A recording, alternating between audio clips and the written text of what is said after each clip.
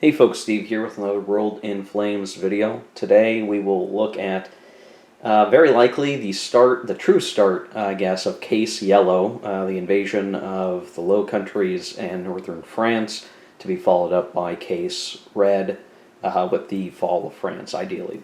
Won't all get that done in this video for sure, but we'll get it started. We would be starting the March and April 1940 turn, and we will get to that, but I'm going to take an opportunity at the beginning of this video to talk about a few other things. You're going to notice I have a map of France and whatnot here in front of the camera. This is not my World in Flames game map that's behind me here on another table. This is a sheet of paper that I printed out and I took the image from the Vassal module basically so I could sort of have a planning map here, and so that we could talk to the geography of the area of operations without having to move a ton of counters around. So bear with me here, and the hexes are a little bit smaller than the real thing, so I won't even use counters to talk through this stuff. We'll just talk about it together. A couple of things I do want to point out from the last video. So in case anyone was wondering, yes, I did add the 1940 U.S. entry chits to the cup before I picked any out last turn, and I'm not sure if the camera just missed that or it screwed up, and while I was doing that, it's entirely possible. But I did do that, so no worries there. Additionally, somebody rightfully pointed out, Craig pointed out that in the snow, cold weather turns, this lake in the Netherlands is frozen, and I could have attacked from more hexes into Amsterdam, and he's absolutely right, and I've totally let that slip my mind, and so good call there. I missed it. I didn't realize it. It would have made the attack on Amsterdam even easier, and even provides an incentive to do it in the winter when you have that advantage. We ended up not really needing it, and in fact, when I attacked across the canal, because of surprise, we wouldn't have had any halved factors there either. You know, there are rivers in the Netherlands, but neither the rivers or the canals mattered, and I probably wouldn't have even needed to add any of the air that I did to the combat, because I just had so many factors compared to the Netherlands on surprise to take them out. So, you know, nothing too crazy there to worry about. Just wanted to talk through that. So now, let's war game the war game here, guys. Let's talk about what it's going to take out Belgium and France, again, as quickly as possible. And I got this printout map here so we could talk again without worrying too much about moving stuff around on the existing map. And now that I have this printed out, I will always just have this to plan my invasion of France. So here's the thing, right? We want to be able to get into Paris, basically. That's really the end goal of an invasion of France. But to get there, we have to get through Belgium, and we have to get through, northern France and any of the defending Allied units along the way. And if we can destroy any British units that had come across the channel, that's the ideal thing to do, right, as the Germans. As the Allies, we're doing everything that we can to delay pretty much any and all of that, whatever it takes, because the longer it takes for France to be shut down, the worse it is for the Axis overall. They lose more time. They have to spend more production points dealing with France, and that's more turns that they don't have the French resources or the French factory use. All of that kind of stuff can matter quite a bit. And so, again, that delaying factor is very important, and that's what they're going to be operating on. So we'll sort of talk to this from the perspective of both sides, and it's obviously easier to think about it as the Axis because you're on the attack and you want to look at the avenues of attack. But similarly, on the defense, we have to think, where do we defend and how do we defend? So we'll spend a little bit of time here talking to that. Okay, so like we mentioned, in order to create Vichy France, and this is sort of the special rules of World in Flames, we will cover the actual Vichy procedure in a later video, very likely. But for now, just know that Paris is the end goal of the French campaign, right? It almost doesn't matter that we get anything else, as long as we can get into Paris. That's what matters, and we clean up the coast if there are British units there. That's really the stuff that we care about. So everything is about how do we get from basically, here to here as quickly as possible. Now, we already took care of the Netherlands, and you don't have to do that. Obviously, the historical actors invaded all those countries sort of at the same time or started hostilities. I chose to take the Netherlands because I'd rather start fresh with surprise on Belgium over here, get through Belgium, push back the Allies if they come into Belgium, and force them all the way back. Now, speed being a factor, there's a couple of things as the Axis we need to think about. Obviously, the very best thing we want to do is use our armor and mechanized units to do blitz combat as much as possible. Not just because the blitz table is better for hurting, or is better for the attacker in general, or that we get bonuses from the armor. The other important thing is it helps with forcing retreats. And that's really more important than you even might think, because yeah, we can destroy French units. That's fine and dandy and good. We want to do that. But sometimes if it's just easier, if we can guarantee a retreat, that's oftentimes much better because of stacking limits. Retreating forces can only go so many places, and if they can't retreat, then they're in trouble. And really what we just need to do is get to places, right? It's one thing to destroy all the Polish units and then take the Polish cities. Here it's a whole other thing. If Paris is all that really matters, then it's all about getting to Paris. And if we are pushing units back out and away until we can get to the outskirts of Paris, then we're in business. That's really what's more important.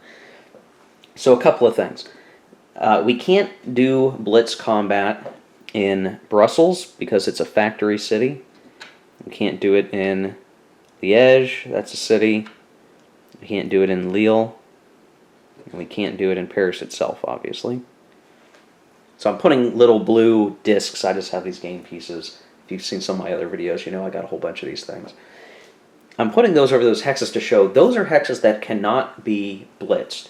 So, we can still use tank and mechanized units in those combats, but they can't be blitzed. So what we would have to do then is, as the units are placed for Belgium and as the French line is set up along here, we need to think about the axes of advance. So let's say I have plenty of infantry and different units here. We assault Liège. If we're fortunate enough to just get rolling quickly, the rivers won't protect Liège. So we attack that, we clear it. At the same time, ideally, we should also be attacking Brussels if we can at the same time. Ideally, using units from up here, have them advance either into Antwerp directly. We might have to fight units in Antwerp. It's going to depend on how the Belgians are set up. But on that first impulse, we could come from the east over here, just depending again on how they set up, get adjacent to Brussels, and similarly assault Brussels. And once we clear these first couple of hexes here of cities, I'm moving everything around, sorry about that, then we start getting the clear terrain to Paris. So if we're starting from here, I'll just put a few of these guys down just to show, if we're lucky enough to get here in the first impulse of combats, then it's going to be up to the Allies to decide, do they move into Belgium or not to support the Belgians? And there is a consideration to that. The reason why you wouldn't do it is there's a U.S. entry cost for supporting a minor, I believe. If I look at the charts here,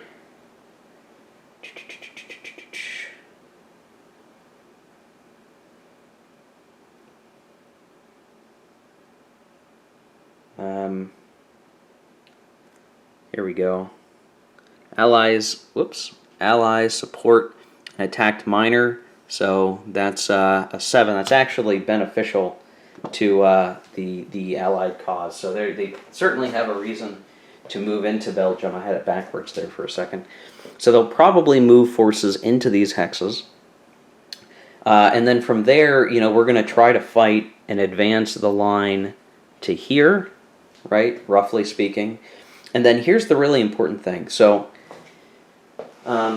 Let me grab my tweezers, might help. Lille is a major factory area. Obviously, it's a great target to hit as the Germans. You will want it, but it's very likely going to have a pretty stout defense there. Now, something to keep in mind is if you're using the 2d10 combat charts, Lille is much harder to take, or I don't know. It depends on how you want to look at the odds impact, but basically 3 factories means it's a -3 to your 2d10 die roll. In 1d10, just factories being there at all means it's a -1, which doesn't feel as dramatic. Now, here's the thing. You could look at Lille as an obstacle and clear it, right? You have to clear it. You want to clear it. Or you could attempt to bypass it. The important thing is, starting with these hexes, even this hex and this hex and this hex, all of those can be blitz combat. Or, combated with blitz. So you could begin to force the situation to where you're advancing around Lille, and the French have to decide, do they leave the unit there or not, or will they pull it back to defend Paris and delay Paris? So you can kind of put the French, the Allies, in a position where they have to make some choice about how they defend or if they defend.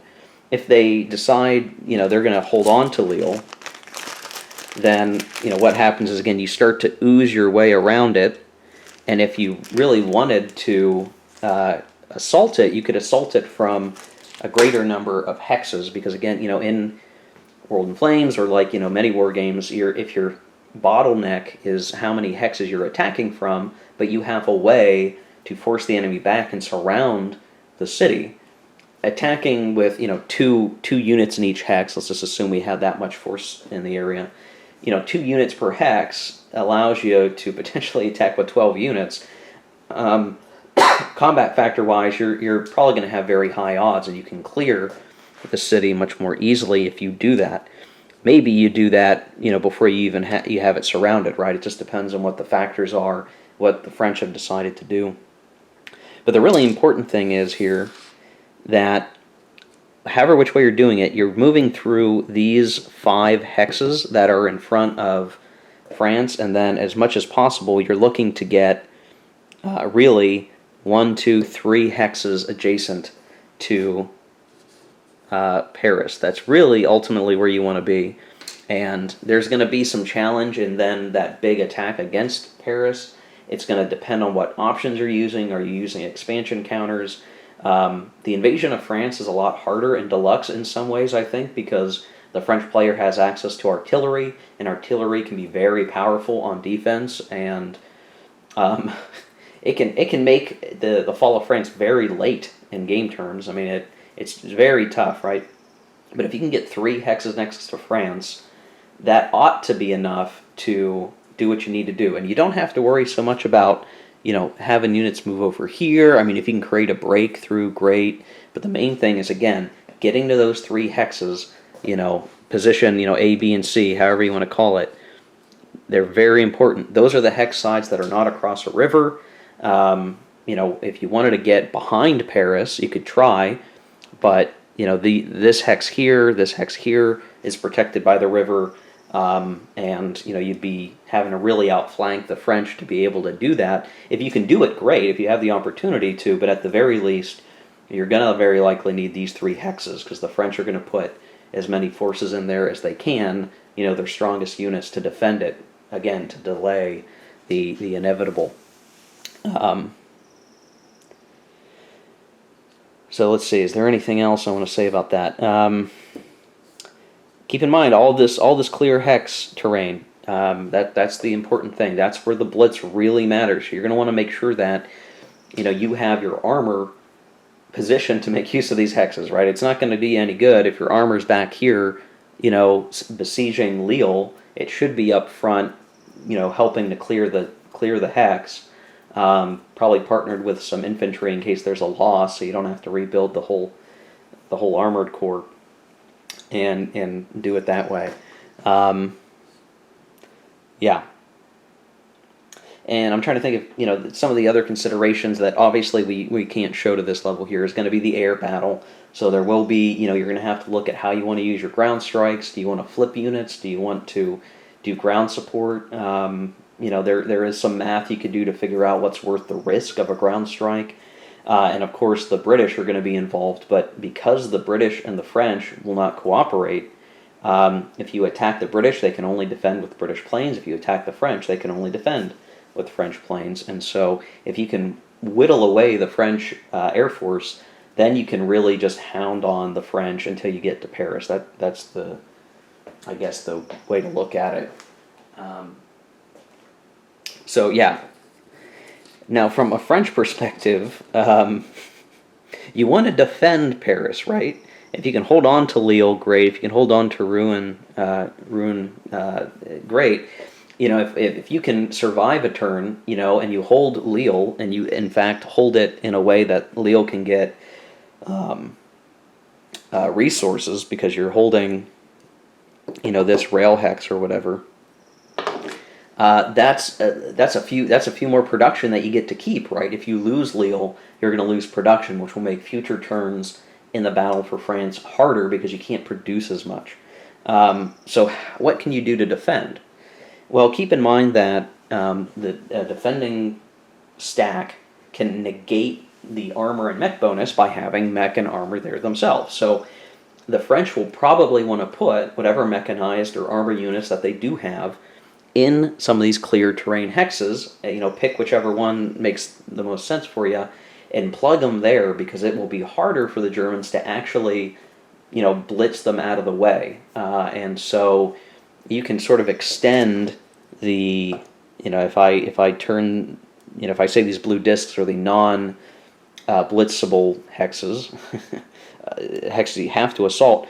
If you're able to put enough armor and mechanized units in, say, this hex and defend that resource, now then you only have the Germans able to blitz into Calais, and maybe you do some stuff with the British so you can keep that from happening. And then you just are worried about these hexes down here, which, historically, the Germans were able to cut through this way through the Ardennes, but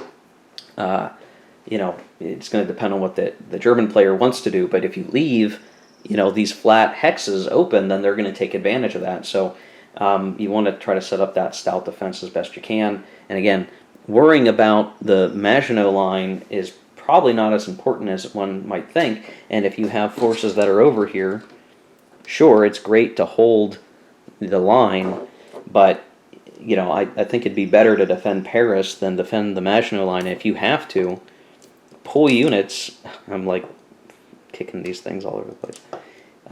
Pull units away. Dang, I keep doing it. Pull them away from the Maginot Line and try to get them by rail or what have you into Paris, or in these hexes, pull them back to defend, because I think you'd rather delay the fall of France entirely than, okay, yeah, sure, you lost a Maginot hex line. That's fine, but if it means France sticks around for an extra turn or two, that's worth it 100%. So, that's going to be the defensive considerations. So just in review, right, the Axis is going to start their front line position along the border with Belgium. They're going to seek to knock Belgium out as competently as they can in the very first impulse while there is surprise, and they can do so. Then, as they push through Belgium, they'll obviously come face to face with the British and the French. They'll be looking to leverage their armor as best as possible to blitz their way through here and get to Paris. Whichever avenue makes sense, right? If there's too much blocking here, yeah, sure, try to push through the forest and then blitz out of the forest to get to Paris. There's different ways to look at it. And, as a secondary objective, yeah, destroy the British Expeditionary Force if you can. There's certainly games where people don't even send a British Expeditionary Force to France. They just keep the British units at home and say, French, good luck, have fun. And you could do that, but I've decided to put a BEF there just, I don't know, because it's more flavorful to do that for me. Different ways to look at it, I guess, and they could help defend France, right? That's the way I see it. So there we go. Hopefully that this long intro is a good primer for what we're going to see and what's going to come in the gameplay, because when you have all the counters here, it's easy to get tunnel vision on what the counters are, and you lose that broader sense of the operational goals of the campaign, and where you want to go and grabbing these resources and getting into those important 3 hexes. That's going to be something I have to keep in mind as we work our way through. So yeah, there you go. We war gamed the war game, guys, and now we can get to figuring it out. So let's kick it over to the start of the March-April 1940 turn. Okay, yeah, so let's do the reinforcement phase, which should be pretty darn easy. We'll just grab things as we go. So we get a U.S. transport that is going to go into the construction pool. Then let's see, what else do we get? We get a Italian sub that's going to go into the construction pool, so it was face down. We get a Italian battleship that appears to be fully complete, the Vittorio Veneto. Very powerful battleship. 8 firepower and pretty good armor, and yeah, it's a good ship. We'll have it go into Naples with the rest of the Italian fleet. Easy peasy. The Russians get an infantry, which we'll just throw, we'll throw it in Minsk, so that we add a unit to our garrison ratio. Let's see, what first? The Commonwealth are going to get the Indomitable carrier into their construction pool, so now they have 2 carriers in their construction pool that they could look to finish. And then, we get the Queen's ship, which I am unsure. This looks to be some sort of transport. Interesting. Okay, I'm not familiar with this unit very much, but it looks to be a cruise liner or something.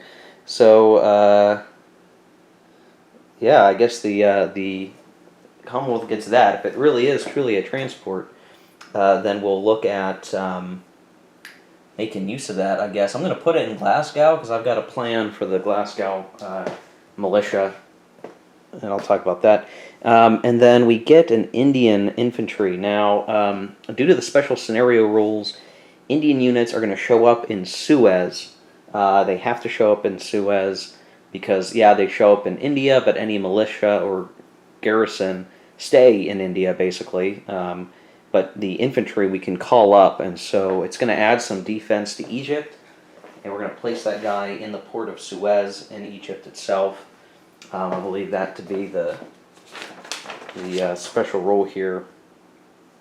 All other units from these countries arrive in either Suez or South Africa. Commonwealth player's choice. Suez is probably the best choice here.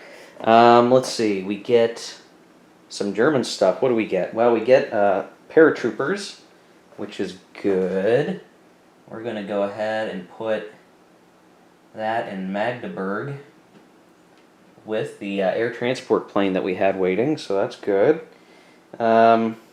We do get a sub, and it appears that is fully built, so that goes in our Wolfpack and Kiel.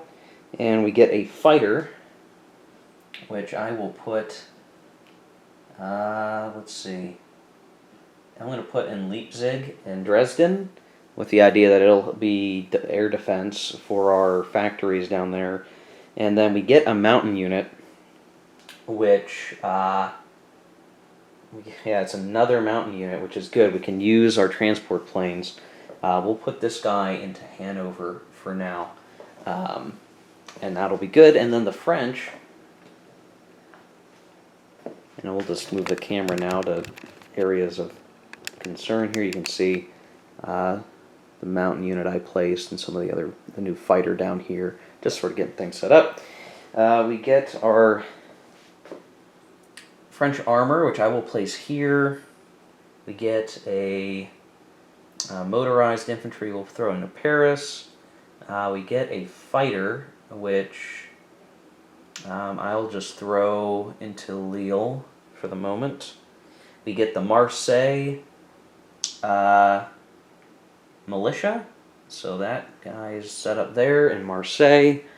And then we get the Bordeaux militia. So, and you'll see, I'm just kind of putting some naval units beside the port that they're actually in, just to kind of help with the stacking and the messing about with counters. So there we go, reinforcement done, March and April. Now, do we want to do any lending? So now we're at the lending stage. Again, I don't think we do. I think everything as is fine for the moment. We'll worry about lending agreements later. I will point out that the Dutch Guiana resource, which is right here, technically the Commonwealth has access to, but we don't currently have the convoys to set it up. And it's going to be funny if we add another 5 convoys over here to get one more resource, because that convoy there is already maxed out. It's getting the Venezuelan resources and the British Guiana stuff. So I'm just not totally sure. I'm gonna have to math it out. Actually, I think maybe they will get access to it. Now that I'm thinking about it, so that would be 3. Oh, I see what needs to happen. Okay, so we could actually get it, but I need to get more convoys into the Caribbean in order to max out our production for the Commonwealth. So I'm going to have to remember that as the Commonwealth this turn, when they get their naval action. They couldn't have used it before because they didn't have the convoys set up. Maybe if I had moved my excess convoys out there ahead of time and was smart, if I was smarter than I am and planned ahead better as the Commonwealth, I would have been better prepared for that convoy. But we'll talk about that when I do a naval move to protect it. But basically, we have a convoy there grabbing 1, 2, 3 resources. Then it needs to pick up another 3 from Venezuela in the Caribbean. And we would need 6 convoys there. But we don't have enough. But if we had 10, I guess I'll just talk about it now instead of later. If we had 10 here, then we would have, 3 and 6. We'd have enough here. And then we're picking up the 4 out of Canada over here. And so the 10, 10, 10 all the way back to the sea zones over here would be fine. We'd actually have 10 instead of 9. So I do have the convoy I could get over there. But it's going to take some time to do it, it looks like. Because I can't move it all the way over there. Let's see, Bay of Biscay. 1, 2, 3. Yeah, I'm not going to have enough range on the convoys to get them all the way over there. I'm going to have to send convoys from port to port and then get them to the Caribbean, which is a big pain in the butt. All right, anyway, no lending. Just wanted to point out that extra resource from the Netherlands, the Dutch Guiana. But yeah, I don't think I'm going to do any other trading. And once Italy gets in, we'll worry about that as the Axis. But Italy is not quite in the game yet. Not fully. So we'll go past the lending stage and we'll look at initiative. So again, it is Axis +2. We'll roll the die here. 7 to 6.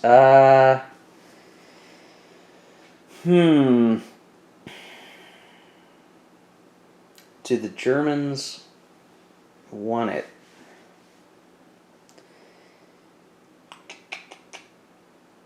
Seven and a 6.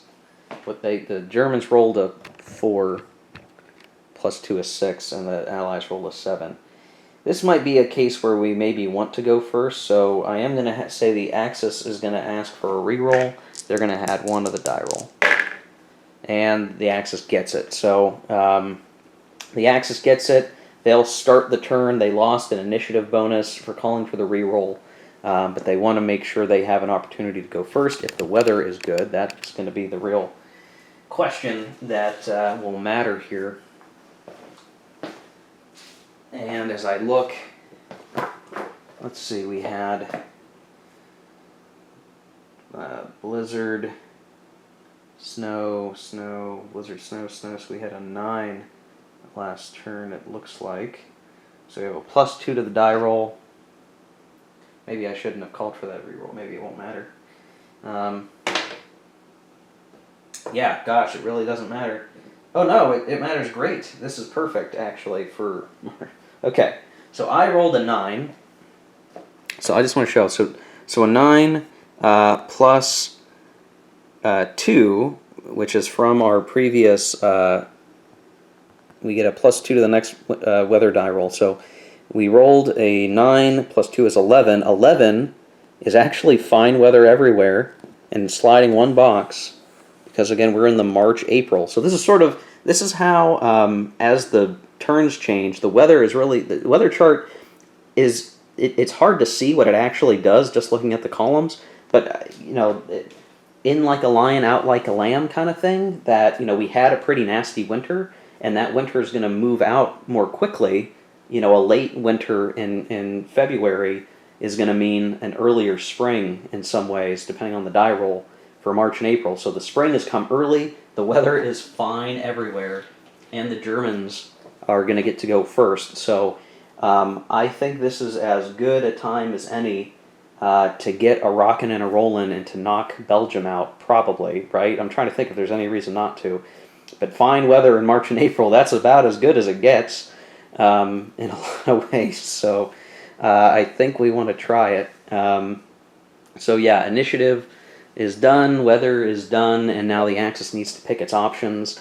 And now we have an even more difficult decision. What do the Italians want to do? And I might need to kind of sit and think, do we want them to enter now? Is now the right time? Can we do it? Can we make it?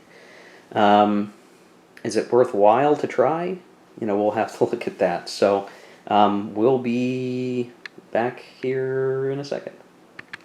Okay, so this might seem cowardly, but I'm not going to bring the Italians in yet, and here's my thinking why.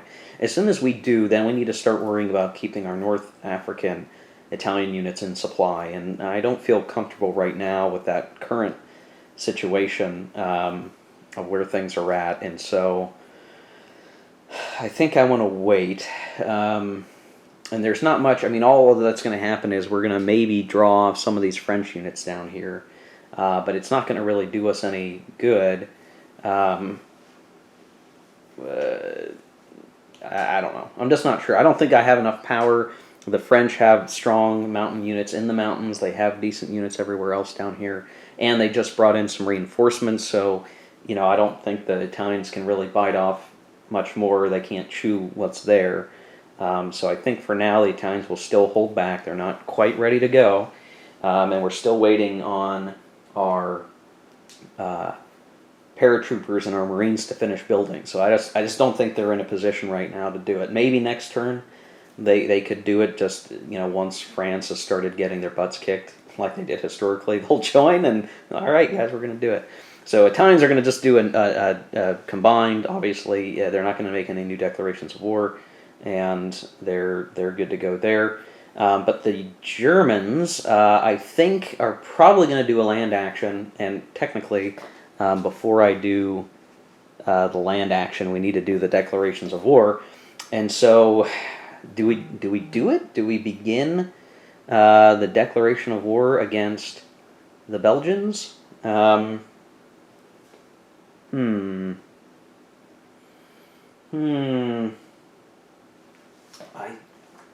Knowing that the weather might go bad on us, that's probably the only thing that I'm worried about, is if we waited a little bit longer, we might do a little bit better. If I look at the weather chart, say if it's fine weather, basically in order for it to stay fine weather, we'd need to roll an 8 or higher on the next weather die roll. But if we start getting storms or even a late snow, which is still possible, mind you, just because it's fine now doesn't mean we won't get some late snow. It's possible.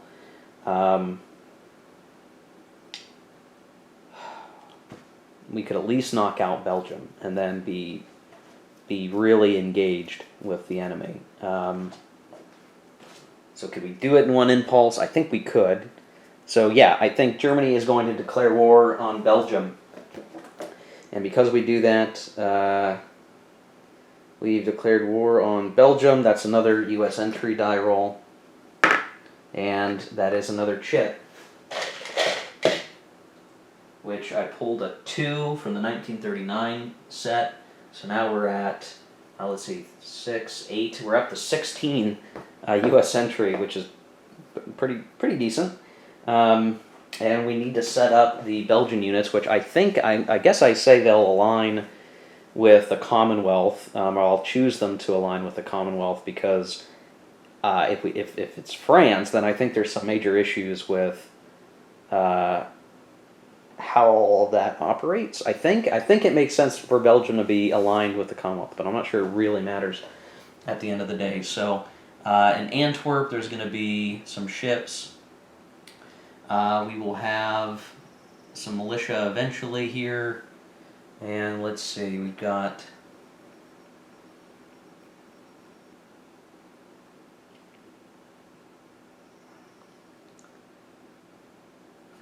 There's only so many units. Where do you put these guys, right?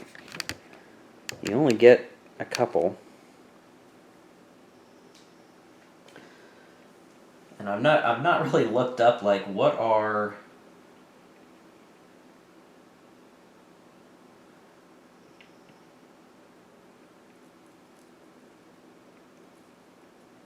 What are the best Belgian setups? I really couldn't tell you.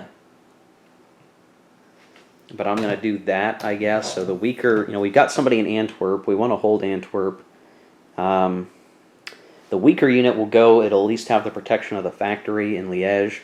And that's all we really get. And if we're lucky, we'll get our reserve, which is off camera just a little bit. And then I need to go see how many convoys get set up.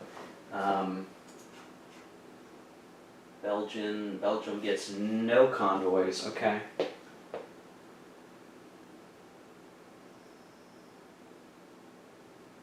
Okay. So yeah, the Belgians don't have any convoys. So that's really it in terms of their setup. And I don't know. Just thinking through it, it's like I don't know if there's any better setup there. I think with the Zocs, we at least keep the Germans from getting into these back hexes. Which is important so that the French and the Allies can actually come into the country and support there and get some hexes in front of Paris, additional hexes in front of Paris. So I won't say that's ideal, but this is what makes sense to me, and I don't want to spend 45 minutes stressing over Belgium. So there we go. They're in place, and now we will have the Germans have their land action, and they're the only faction that's really doing anything this impulse. So it's just going to be up to them, and what they're going to be focused on is hitting those units with bombers potentially, shifting some units around. We didn't really get an opportunity to do any other movement into the Netherlands, so we're moving pretty swiftly here if you think about it. We conquered the Netherlands, the turn ended, and now we're immediately going into Belgium. And almost like it doesn't matter that much that we started the Netherlands early, and we might even have some planes now out of range than I would have liked them to have been. So now we've got some slight problems with some of this now that I'm looking at it, but it's fine. We need the time, we need the speed, so if we can get them knocked out this impulse and then start in on France, all the better. I'm going to take myself off camera. I'm going to look at let's see, I'm going through the sequence of play. I guess I'll be evaluating ground strikes, and when we come back, we'll see how well that worked out. Okay, with the land action, we get 4 air missions, and I've used 3 of them trying to do ground strikes. Again, maybe not the best idea I ever had. But basically, up here, we failed.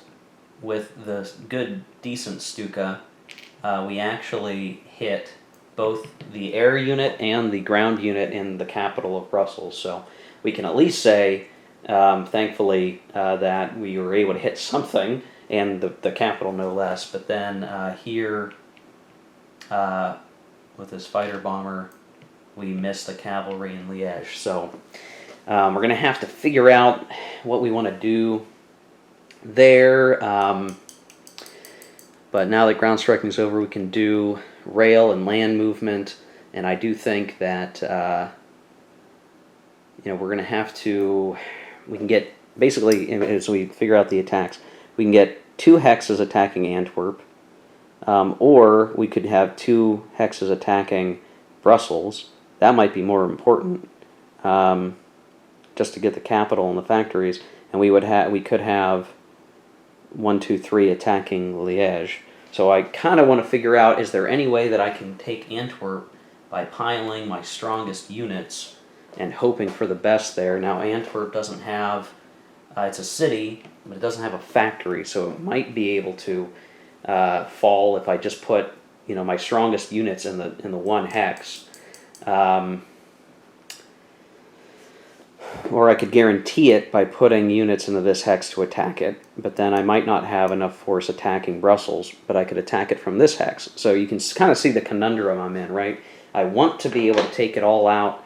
If I can, I want to take out every Belgian land unit in 1 impulse so that they're just completely wiped out, and then we can deal with the French. But I also don't want to lose any units, and I've left enough of my air behind to do interception if the Allies try to hit me back now that we're kind of in range of each other, closer in range to each other.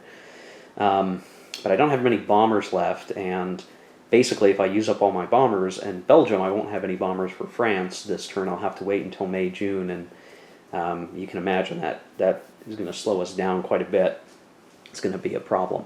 So I'm going to take myself off camera and figure out exactly how I want to do this, and then when I come back, we'll look at the actual combat rolls and all of that good stuff for knocking these guys out. I don't think we're going to do any air rebases, so my last air move is basically going to be to do ground support somewhere, maybe against Brussels if I use that 2nd hex against Antwerp, just to get some extra factors in there. And right now there's nothing anybody else can do about it. We're still using surprise, which helps us, so the rivers don't matter, all that kind of stuff. So it's its own little puzzle. Each of these invasions is its own puzzle. And Belgium, the Netherlands, Poland, these smaller countries are only so big. So it's just how do you, unlock the puzzle, so to speak, and do it the best way possible. So we'll be back. Okay, so here's the setup. We've rearranged some guys. We're moving stuff around. And I'm going to use my last air mission to send ground support to this hex in Brussels. So the way that this is going to go is we're going to have these 3 hexes attack the Cav, and that's going to be really easy. The easiest combat probably in this whole thing. We're going to have 1 unit from this hex, and the units in this hex attack here. The ground support there is going to help us get to 4-to-1 odds with a +1, negating the -1 for the factory, and we're going to hope that one's a little risky, but we can take a loss if we really need to.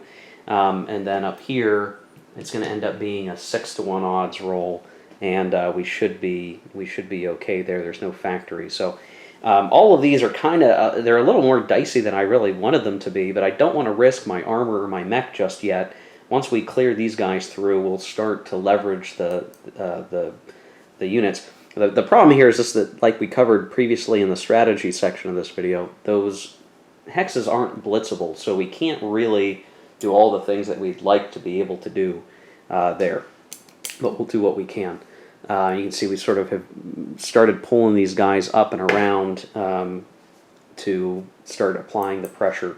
And because I'm not playing with offensive points, I'm at the mercy of just getting the right odds and overwhelming Air Force, I guess, is the idea.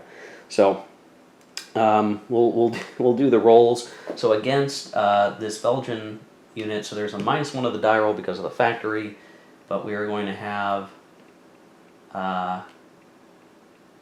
12, 22, so 34 to 3. 34 to 3 is 10-to-1 odds, which is an automatic. So this guy's going to go poof, as it were, and we're going to move, let's see, probably the armor up, just because we want it up front, and the motorized unit up front. So there we go. Then the next combat is here. So we're going to have 7 combat factors plus the 12 down here. I'll zoom in a little bit more so you can see it better. There's a 6 unit here, there's a 6 unit there, so that's 12, plus 7 is 19, plus 2 ground supporting is 21. 21 to 5 is 4-to-1 odds. And this is going to be a straight die roll. It's probably the most dangerous one that we have. We'll see what I roll here. So we roll a 5. So we are going to lose something. So these units are destroyed. This guy's going to fly back. We've got to lose something, and so I don't have a lot of options, but I'm going to lose this infantry. This kind of sucks, honestly, but it is what it is, and we'll move forward with the motorized and the mechanized unit. And we've captured the capital. Or I'm sorry, I couldn't. I have to only advance with one of these guys. So that's not great. And I might even, do I give up that resource? Yeah, I don't want to expose too many units. So I'll actually advance like that. So we took control of that resource right there. The Allies will take it back, but we can blitz that hex, so I'm not too worried about it. I don't want to leave a unit exposed to a counterattack that could defeat it. A little unit like that by itself, so we'll deal with it. And then over here we have the 24-to-4. That's a 6-to-1 odd die roll. Oh, and these guys are flipped because it was a 1-2 result. So a little bit of danger here in that hex, for sure, that we're going to have to watch out for. I've maybe played a little too recklessly. And then we've got, the 24-to-4, that's a 6-to-1 odds, no other modifiers. And we rolled a 10, which is the perfect result. So this unit is destroyed. We're going to have an overrun of the Belgian naval unit, but we'll go ahead and advance after combat like so. And then probably what I'm going to do before the end of the turn is I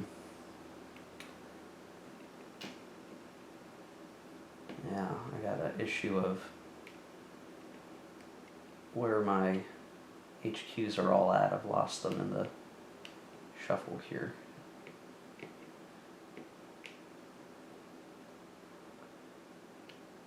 I'm going to have to use this guy. So I'm going to flip an HQ. He's kind of in the front line, which is dangerous. I should really watch out for that. But I'm going to flip him to flip these guys up. Because I really, I'd rather have 1 unit flipped than 2 units flipped. And he's defended by the river, and he's got another unit, so that's okay. So we're doing reorg step already. And this HQ, it's blurry, you can't see it, I'm sorry. It has a 4 value. I could flip 4 units if I wanted to, and we'll do that. And I guess I could flip an air unit. I'd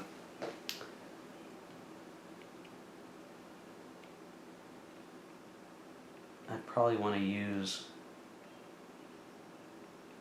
one of my good ones. Oops. Yeah. So we'll spend 2 reorg points to reorg a plane as well. Okay, so with that complete, now we couldn't move any further ahead because taking the cities, we can't blitz through them or anything. We couldn't advance an extra hex. But we've cleared them out, and now we just need to roll a die for that ship. And it rolled a 6, so he gets away. And I guess we'll have him RTB to Belfast, like with the Danish unit. So Belgian fleet gets away. The Belgian militia isn't going to make it. And if this were the end of the turn, Belgium would be incompletely conquered. But we're not quite there yet, and the Allies are going to have a chance to respond. So Belgium is done, and that's really it for the Axis this turn. They used up all their activations. They flipped an HQ to get some units refreshed up, and a Stuka bomber refueled and restocked, ready to go to hit some of the French. And now it's going to go back to the Allies. So we are just moving the impulse marker one box because of the awesome weather that it is. And it's going to go back to the Allies. And now the Allies are going to have a harder time. Just, it's not like they can pass anymore. They're now up front, face to face with the enemy, and they're going to need to act accordingly. The British are very likely to continue to use either a naval or a combined action. The French are probably more likely to use land actions now that the fighting's getting started. But I'll put a quick cut here so I have time to think through what I want to do. But, the French have managed to get all of their units that they needed back to the home country, so the naval stuff really doesn't matter as much. The British still have a few things that they need to do with naval moves, and they don't have that many land forces that they need to worry about, so probably makes sense for them to do a combined, at least for the first impulse, and that's just to get into Belgium. They want to get in there to get that support minor bonus to U.S. entry, which will take effect at the end of the turn. So anyway, a lot of rambling here, but hey, we're working through it. My haphazard and probably not ideal execution of Case Yellow is underway. We've lost one German unit so far, one German infantry, a white print, which I didn't want to necessarily lose, but it was the best one to lose given the circumstances, and we'll see what else happens here. So we'll be back. Okay, so yeah, I think the Commonwealth is going to do a combined. I think the French are going to do a land, but, I'm getting a little ahead of myself here. We're forgetting about a very important entity in the global world stage, and that is the Soviet Union.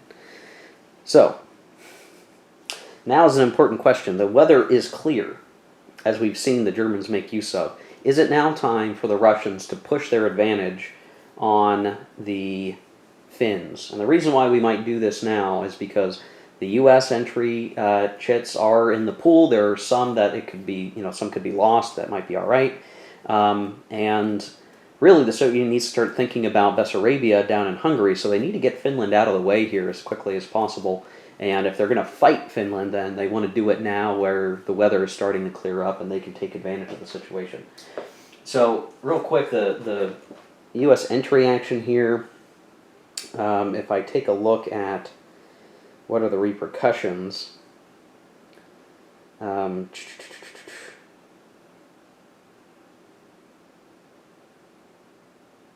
trying to find it. I mean, I guess the other thing we could do is we could take the Baltic states, which we'll probably want to do anyway.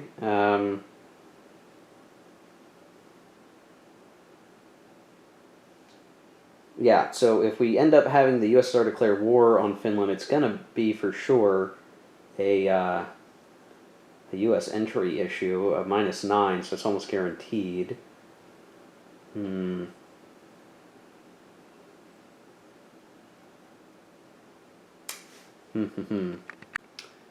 Okay, so I've decided to get things set up here in Finland. Technically, all the Finnish units that are on the board there aren't really there yet, technically, because we haven't done the political actions to put them there. But I did place them so that we could all get a sense of, what would happen if we actually had war break out, the Winter War, which I guess at this point wouldn't be the Winter War. Soviet-Finnish War, the Spring War, I guess we call it the Spring War. If we did have to declare war, what would the setup look like? Well, we had the Russians sort of set up to be able to invade. Now, the crossing from Russia to Finland is 1 hex here. which is tough to crack. There is a border up here that is open, and we did put a garrison unit up here, but it's the whole thing. This unit moves over here, then this unit's going to cut it out of supply, and this guy's in supply being in a city. So right now it's like a standoff up here near Petsamo and Murmansk.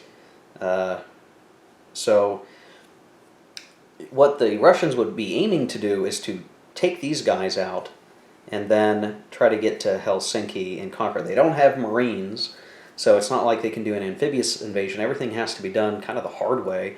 And we do have some extra units nearby to replace any losses the Russians would take. But this is what it looks like.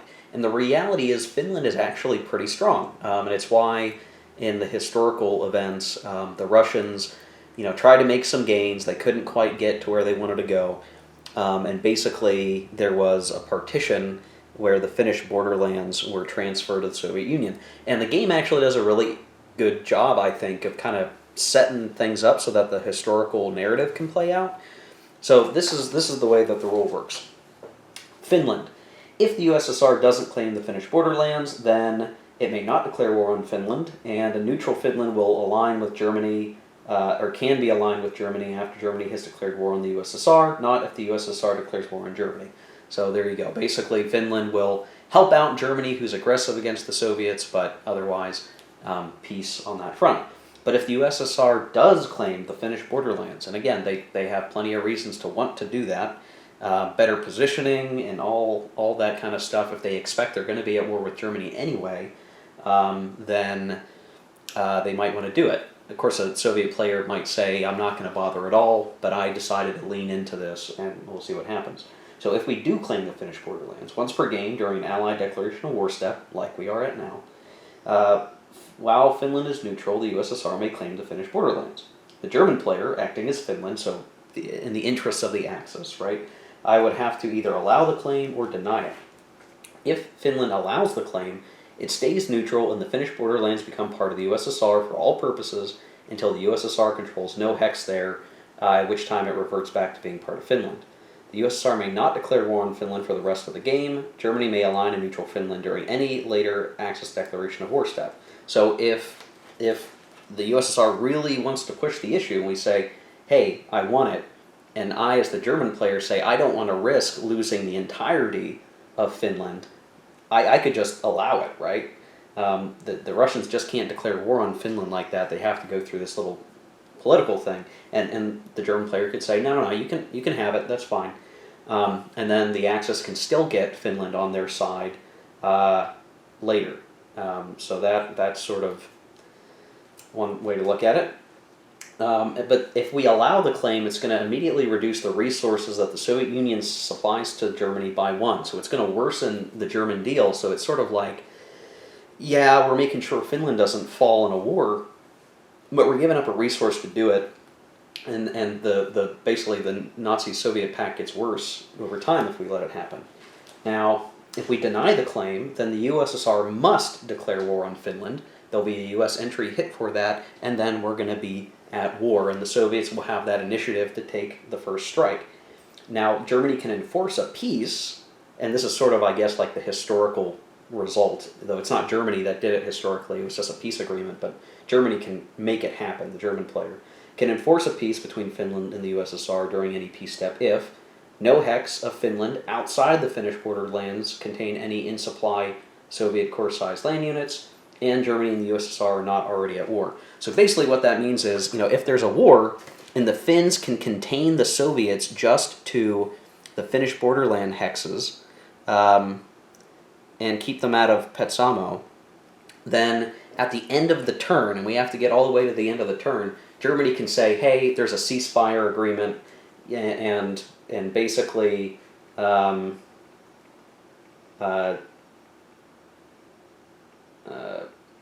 USSR will gain control of the borderlands, basically. So, there's a sort of, I guess, you're taking risk, right? Again, this is all about risk management, like many good war games. It's managing risk. How much risk do we want to take? And if we let the fight happen here, and we think the Finns are going to do a good job, the German player might say, yeah, go ahead, go to war with Finland, we'll see what happens. if the Germans can do, or the Russians can do well, they take Finland, they conquer it, they get Helsinki, which is an objective hex, and they conquer it, and they get another resource, and yeah, that's all fine and dandy, that's great. And better positioning, because now the Finns won't be here to push from this direction when at war with Germany, if and when that happens. If the war goes very badly, right, the Finns probably won't be busting through to Moscow or anything. It's unlikely, but because over time the Russians will eventually win. But again, if the Finns can do pretty well, then the Germans are going to enforce the peace deal, and basically, if that happens, Germany will get alignment with Finland, and they'll probably get what am I trying to say here? They're not going to lose out on the Nazi-Soviet pact, basically. So there's a whole decision tree here you can try to think through. What's the right way to do it? What's the best way to do it? In hindsight, I probably should have pressured Romania for Bessarabia before Finland, because it's going to take a while to deal with this, but I don't know. I think it's more fun to deal with the Winter War right now than some hypothetical war with Romania. So we'll have to look at this here and see what we want to do. One thing I'll say is, if you were to look at the actual combat ability of the Finns, you'll find that they're actually very tough. The units here that I would intend to set up at the border are white print 6/6 units. White print meaning if they're out of supply, they're still going to defend well. Keep in mind they're also winterized units, so they're going to perform well if for some reason we get some late snow in the spring here. 12 combat factors defending in this front hex, which is quite a bit. They have a bomber and a fighter, both nearby. They also have an HQ that's going to help maintain that front. So they have a whole complement of forces, and I also would put another unit that they have access to up here in Petsamo to ensure that the Soviets don't get more than the borderlands, basically. And that unit is stronger than even the Russian garrison that we set up here. So, the Soviets could try to get some more units up here to help fight and take that hex, but it's going to be hard going. So just right now, it looks like it's a challenging sort of operation to pull off as the Soviets. Very tough units, assuming that they can, maybe up here doesn't matter as much, but at least we're drawing a Finnish unit away. But if they can knock out here and then keep putting pressure and take out the HQ, and they can get into Helsinki, then they'll be in good shape. And in fact, what really matters is they get to this hex right here, or they somehow get into Petsamo before the end of the turn. If they can do that, they will keep the Germans from enforcing peace, and they can continue to push potentially for a full conquering of Finland. Now, the only challenge is, because Russia is still technically neutral, even at war with a minor country, if it does go to war, it's not active because it's not at war with a major power. Being at war with Finland does not make them at war with Germany, and so they still have to do combined actions, and they don't get any bonuses to production or anything like that. And so what they would probably do to win the fight would be to use the Russian fleet. There is one, not super strong, but decent. It could go into the Baltic and do shore bombardment. Then we would be hoping as the Soviets that our air power wins out over the Finnish air power, hopefully shooting down the Finnish bomber and getting all of their bombers through, and taking what would be probably not a great odds attack, but you would run the risk and hope that you can roll high enough to clear the hex. So there's a lot of danger in trying to do this, but hey, it's a fun idea, right? So are we gonna do it? Okay, yeah, we're doing it. I don't know. I feel like I want to do more interesting things with this playthrough, and it's kind of fun to try it out and see how well it goes, because in the games that I've played, we usually just accept the Finnish claims and that's it. But I think for this series, just to kind of help keep things interesting, we're going to do it up. So we're going to have, the Soviet Union, the Uncle Joe part of my brain here playing this game is claiming the Finnish borderlands with the ulterior motive that, if there is resistance, they will invade all of Finland and take over Finland and restore it to Russian control.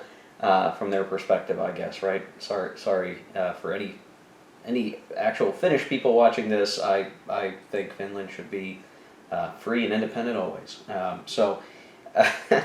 All right. So this is what we're going to do. We're going to have now the German player decide: are they going to reject the claim, or what? Now, is there any benefit to that? Again, this means that we aren't going to lose out on a resource from the Russians, and if we're lucky, the Russians will kind of fall over themselves a little bit and screw up, and we'll be able to defend well as the Finns, and then peace out, giving up the borderlands anyway. But the Germans won't lose out on their resource. Seems almost a petty reason not to accept it, but again, it'll be fun to kind of see how the fight shakes out here a little bit. That'll be the interesting thing.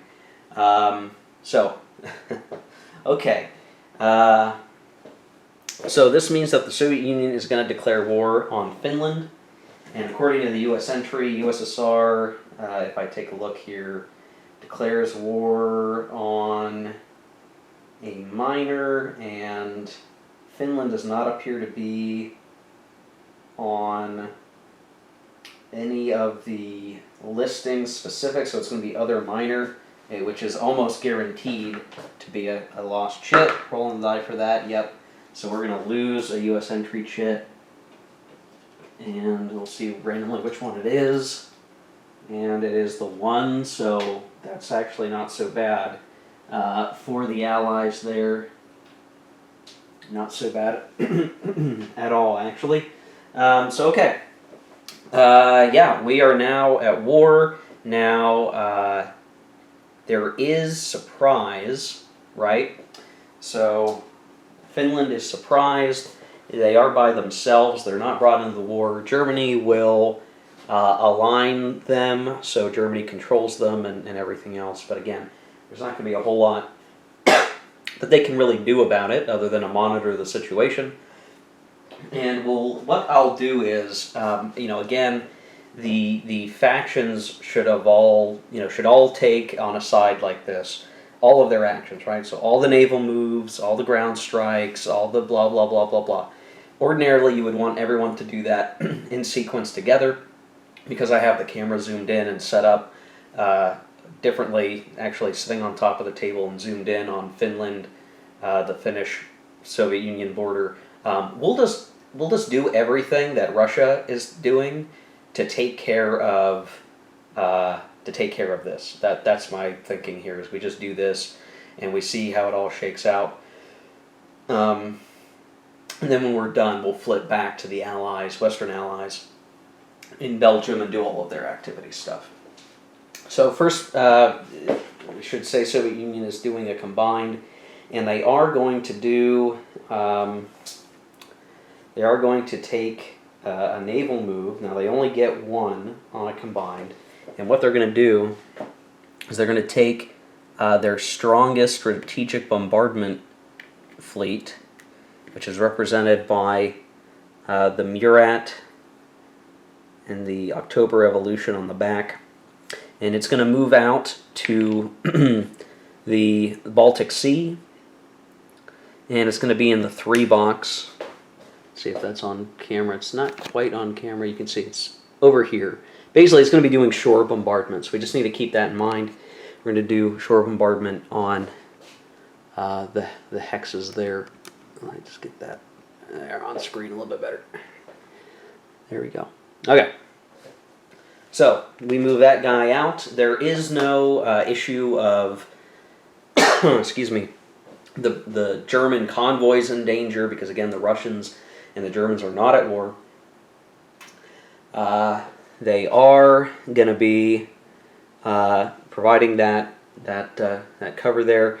And then what we're going to do is we're going to have we're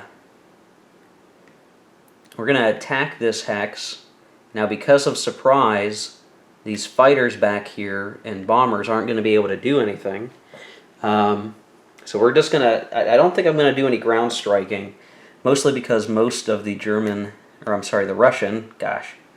the the Russian forces here just don't have enough tactical factors to really have a good chance of ground striking. I think what we want to do, I mean, I guess we could try it, but I doubt we would succeed. What I want to do is use them for ground support instead here and just get as much combat power in as possible. So we're going to have this plane and this plane fly for ground support. There's no need for fighter escorts because the Finnish air is grounded, being caught by surprise. We're not going to do anything up here because we really don't have anything that we can do up there. And basically we're going to be attacking into the forest hex with 11 combat factors plus 5 is 16 plus 3 for shore bombardment is 19. 19 to 12. Really the closest odds for that is 18 to 12, which is 3 to 2 odds. And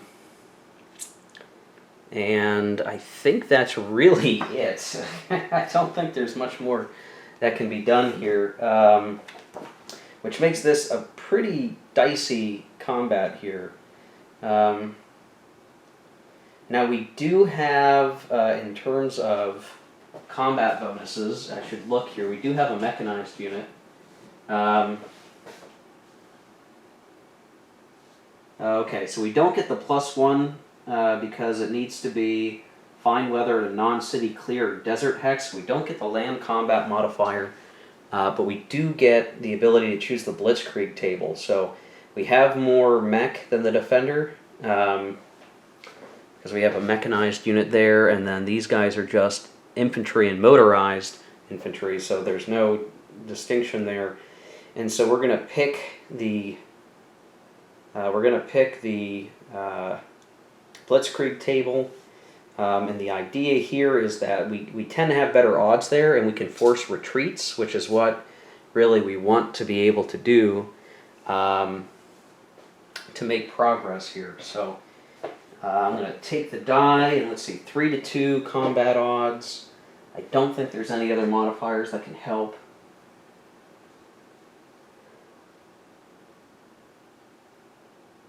Yeah, that's really it. So we're hoping, we need basically to roll, we need to roll a 6 or better, really, is what we would prefer. But we could take a 5. So I'm going to roll the die, and we're going to see what we get. Oof, I get a 4. That's a bummer.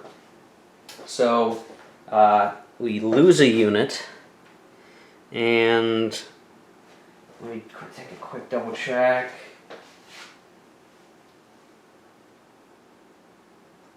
So we aren't getting, we're not,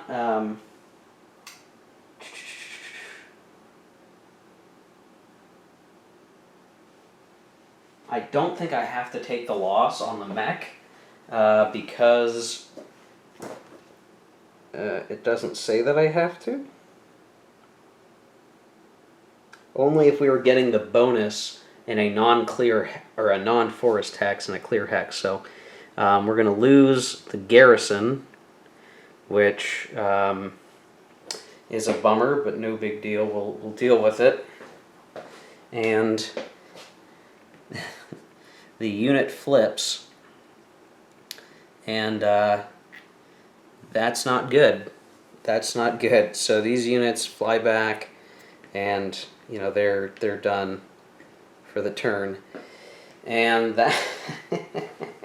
that's it. If I had rolled this a little bit better, we might be telling a different story here. So there you go. The Russians have declared war on Finland. Their grand attack that involves battleship, shore bombardment, surprise, bombers dropping bombs on the enemy, and those pesky Finnish soldiers just spit right in the Russians' face, and they're not getting any farther. So it's going to make for an interesting Axis impulse to see if those Finns try to attack the try to attack the Soviets back and take Leningrad or something. I'm not sure how that goes or how it's supposed to go. We've sort of opened Pandora's box a little bit. But okay, that's it for the whole Soviet situation. I don't think there's much that they can really do right now, and I don't think we want to have the Soviets take over the Baltic states just yet. We probably want another U.S. entry chit to come in before we do that. So much for that. Yeah, so much for that, guys. All right, I'm going to put a cut here, and we'll get back to the West Front. Okay, back to the Western Allies.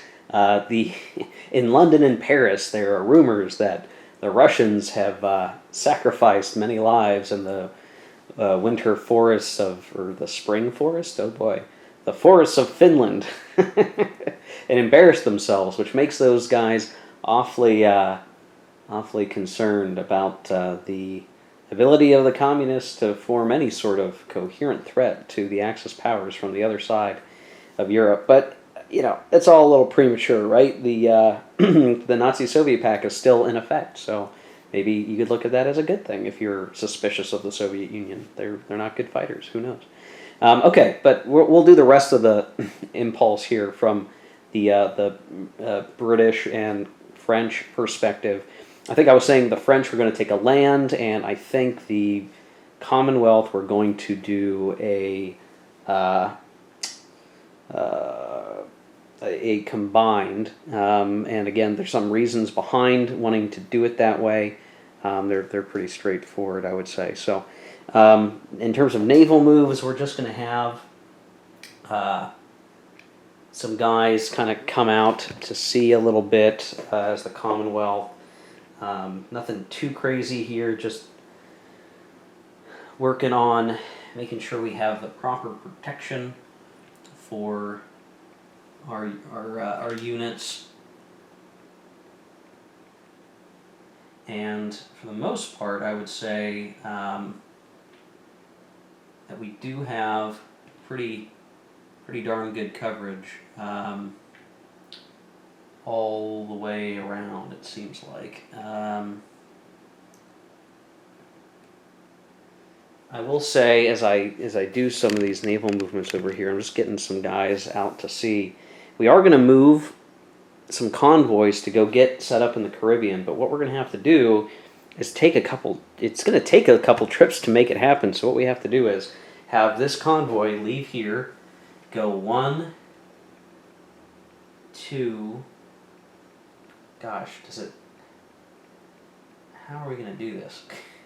I guess it would be 1, 2, 3, and we move a convoy into Gibraltar down here. So it left 1, 2, 3. And then what we need to do is we need to use this marker that we haven't used yet.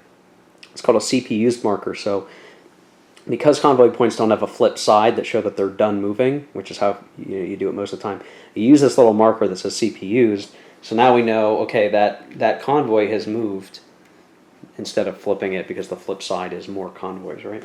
So that's used on the next turn. When that convoy is refreshed, it'll be 1 and 2, 3. It will be able to get to the Caribbean and basically give us the missing convoy gap that we need.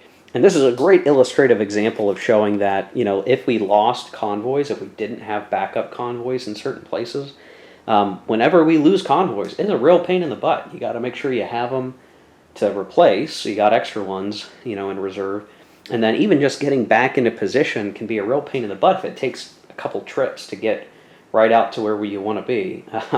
So it is no easy thing to repair, which is sort of the reason why the Germans are thinking more and more about the sub wolf pack that they're working on right now, and that the Italians are going to help support with their own subs here to come. So there's that. Let's see, what else can we do? Well, I think we have the... So I don't think we want to do strategic bombardment right this second. We want to save our air power, probably.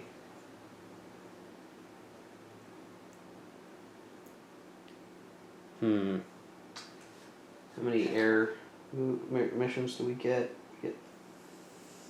We get 5 as a Commonwealth on a combined. Well,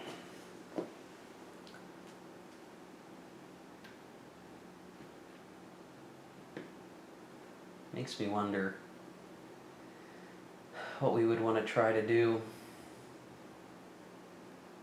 We don't quite have the bombers that we want yet, but I think we're okay. We are going to use our 3 land moves to get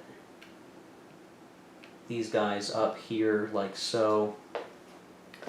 In fact, I don't think I need to move. I'm not going to move the HQ up that far. I'm going to leave room to retreat. So just so you see what I'm doing, I'm moving.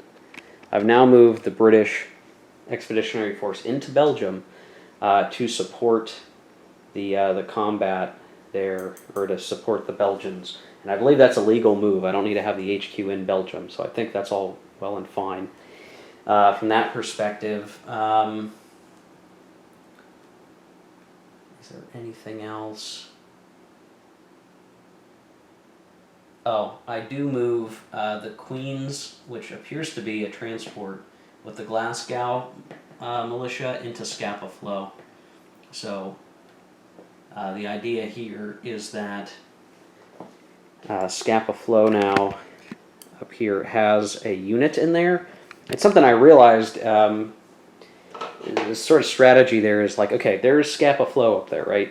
Now, the Germans could try with an amphibious unit or whatever, actually try to invade Scapa Flow and take it, thus depriving the Commonwealth of that major port. So then the fleet has to, is going to get overrun, and they got to deal with that. And then there's plenty of other ports around, right? So you say, like, why does it matter that Scapa Flow is so important? Why don't you just put the whole fleet in, Newcastle? Well, the reason is Scapa Flow is out of range of, just about every German bomber right now, so it's hard to port strike it. It's just hard to get up there. And so, it's easy to put naval units from Scapa Flow in any of these sea zones that are down here. So it really is a prime location, out of reach of the enemy for the most part. So it works well. We don't want to lose it. So I can pop one of the militia units up there and just, let it be. And it's got some protection. I don't think the Germans were really going to strive to invade Scapa Flow anyway, but the Commonwealth doesn't know that, and they want to cover their bases. But, dangerously emptying the UK, what do we do? So technically I'm doing a little bit of stuff out of order, just putting the Commonwealth up there, but I'm not sure that I want to go on the offensive with them, even with our bomber force. Let's see, we would maybe, if we're lucky, flip these guys in Antwerp. But I think we want to try harder to kill Germans on defense than to try to attack them, because there's just not enough combat factors there. So we'll have it be for the French, and I'm just going to take myself off camera and do all the French movements. I'm wasting a lot of camera time here. Okay, so here's the French after their move. So they are also pushing into Belgium, and in fact they're stuffing themselves in there as best as they can, because what they're seeking to do is launch some attack either on Brussels or down here, and they're putting as much as they can into it, ideally. I might have to rethink this now that I'm looking at it. So if this is 13 and they're in a factory city, and we have 9, 22, 30 to 13 would be 30 to 13, 2-to-1 odds. Then they're going to throw in air support. Yeah, I don't think that's... yeah, I'm not sure I want to do that now. That might be a bad choice.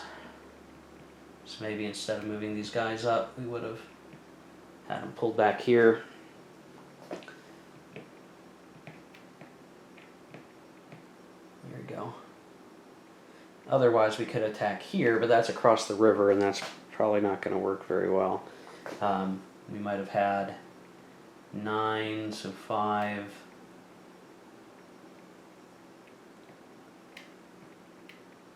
10,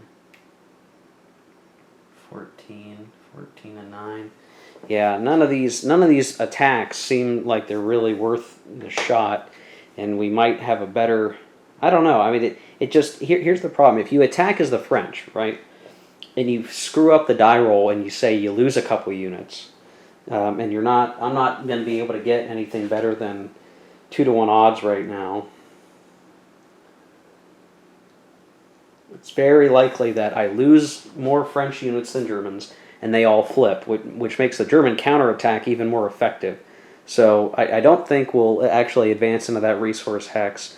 I'll leave these guys, back here a little bit, and that'll work for now. And I'm probably screwing something up in terms of unit placement as the French. But, at the end of the day, all that matters is that we try to defend, and the Germans do what they can to hurt us. That's the way it goes. I wanted to be careful of getting up in here, because if we had a retreat, we might have some issues retreating, I think. The retreat rules being what they are.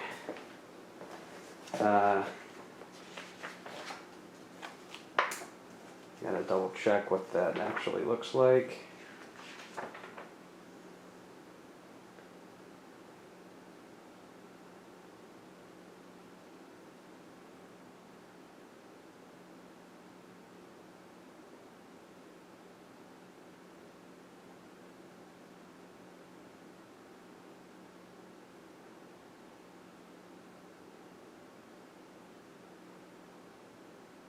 Oh no, I guess, okay, so if I had moved him if I had moved those guys into the resource hex, they could be retreated out, but they'd be in a kill box if they stayed there, because they would have 4 hex sides of Germans attacking them. So I don't know, it might be better to maintain a more coherent line back here and use every unit that I can to defend those hexes, rather than jump inside a kill box and let the Germans just rip me to shreds is probably the better option. And we want to save all of our air power for any German attempts to attack.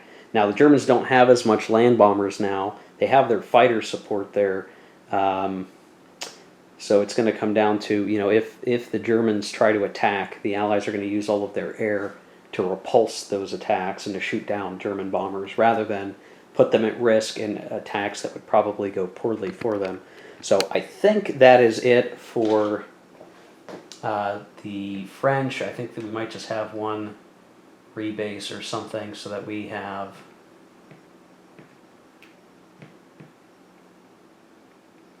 let's see, 1, 2, 3, 4, 5. 1, 2, 3, 4, 5. Yeah, that's mostly better. Do something like that, maybe. No, we gotta watch out for overruns and breakthroughs. Yeah, I think that's fine. Okay. All right. Well, I think the Allies are done there. So yeah, poor attacks by the Soviets. Continued logistic operations by the British and doing what they can to defend the empire and to support the French. And the French are just, jumping into Belgium so that they can do something, but they lack the firepower right now to really make a difference. Again, as I look here, just 13 combat factors. At most, we could be attacking right now with 22. It's just not good enough odds that it's worth attacking. You really need greater concentration of force, and that's something the French simply don't have. They're on the strategic defensive. I can't change that. I can't seem to change that anyway. So counterattacks at this point will only work. I think it'll only work for the French and the British if the Germans attack and they fail and they're flipped and there are fewer units in a hex. Then we can counterattack and likely have a decent chance. But just as it is now, because I flipped those units with reorg, and the German line is pretty strong. There's just no option for us to operate with. We have to take the punches as the Germans deliver them. And that's reality. So there you go. Okay, so that's the Allied impulse. It slides one box to the axis, and we're going to have to do weather. So I'm going to roll that. And I rolled a 9, which means it is rain in the Arctic, which is a bummer for the Soviets, as one might imagine, but maybe that'll help them operate in the on the fact that the Finns won't counterattack as strongly, and fine everywhere else. So that now we have 2 sets of impulses in March, April with fine weather, because I rolled a 9 here. This is going to be interesting, and for once the Germans might actually defeat the French on time if I can get moving swiftly enough. If I can hit them hard enough, that's going to be the important thing. So, okay, I'm going to put a quick snip here. Okay, so I had to do a quick time check on what I'd recorded so far, and it's coming out to be like an hour and a half, which is a really long video, and I know that you guys who watch and watch every one, you can get through these long videos. I really appreciate your viewership and your wherewithal to watch these.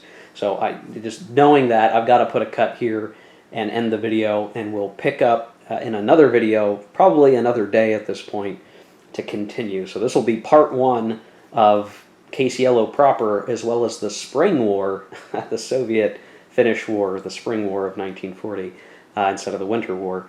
So yeah, as you can see, we're off into the real action of the game is starting to pick up now. And from here, it's going to be pretty active the whole way through, so the turns are going to take longer. And again, we're starting off our weather on the second axis impulse of March, April with another fine weather turn, basically, which is going to give us all sorts of capability to punch some holes in the French. Hopefully, that's going to be the ideal here. And if we can get close to those important hexes that we talked about earlier, the A, B, and C hexes, if we get anywhere near those before the end of this turn, before May and June even starts up, we're going to be in really great shape. So we'll have to see just how far we actually get with that. I'm not sure how it's going to go, but we'll find out, and we'll operate that way. So thanks, guys, for watching. Hope you enjoyed this video. Hit like if you liked it. Hit subscribe if you're not already subscribed and you want to see more. And I hope this is entertaining for you guys as you're watching part 1 of Case Yellow. Next time we'll do part 2. Take care, guys. Keep gaming.